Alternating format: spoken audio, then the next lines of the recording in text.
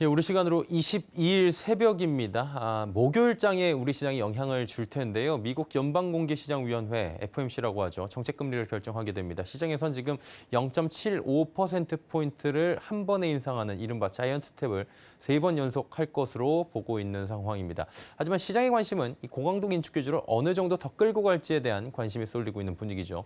한국은행의 고민도 같이 커질 수밖에 없는 상황인데요. 금융부의 김미연 기자와 함께 짚어보도록 하겠습니다. 어서 오세요.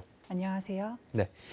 일단은 FOMC에서 이번에 9월 FOMC에서 0.75%포인트 한 번에 올리는 자이언트 스텝 거의 기정사실이죠, 지금. 네, 금융권 등에 따르면 이번 주 미 연준의 3번 연속 0.75%포인트 인상은 확실시되는 분위기입니다.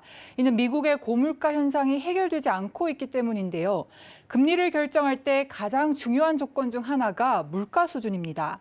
미국은 연속 큰 폭의 금리 인상에도 지난달 소비자 물가가 1년 전보다 8.3% 오르며 시장 전망치를 웃돌았습니다. 제롬 파월 연준 의장은 물가 상승률 목표 달성 시까지 강력한 긴축을 이어가겠다는 의지를 수차례 밝힌 바 있는데요.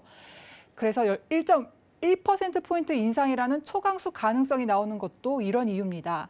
다만 시장은 이번 FOMC 회의에선 0.75%포인트를 올릴 거란 전망이 지배적입니다.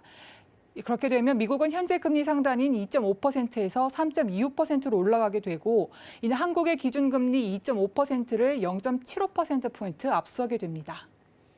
예, 0.75에서 최대 가능성은 적지만 이른바 울트라 스텝 1%의 금리 인상 가능성도 일부 증권사를 통해서 지금 나오고 있는 상황인데 결론적으로 보면 지금 금리 역전은 당연히 되는 거고요. 외자 유출, 자본 유출 우려될 수밖에 없는 상황 아니겠습니까? 네, 맞습니다. 미국의 기준금리가 오른다는 건 달러에 대한 투자 수익성이 높아진다는 뜻인데요.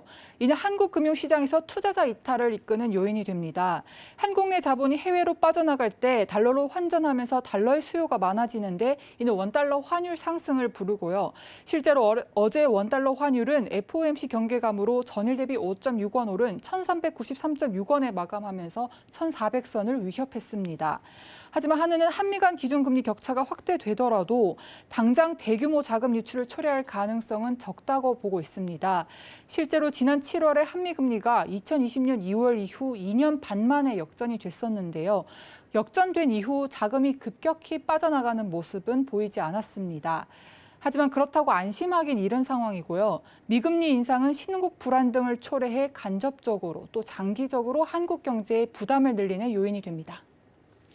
예, 그리고 이번 9월 FOMC의 금리 인상으로 끝나는 게 아니라 11월 초에 또 금리 인상에 대한 예고가 되어 있고요. 12월에도 FOMC가 예고가 돼 있습니다. 결론적으로 미국이 추가로 계속 금리를 올릴 수 있다는 점인 건데요. 그러다 보니 한국은행도 이 금리 인상에 대한 고민이 굉장히 많을 것 같은데요.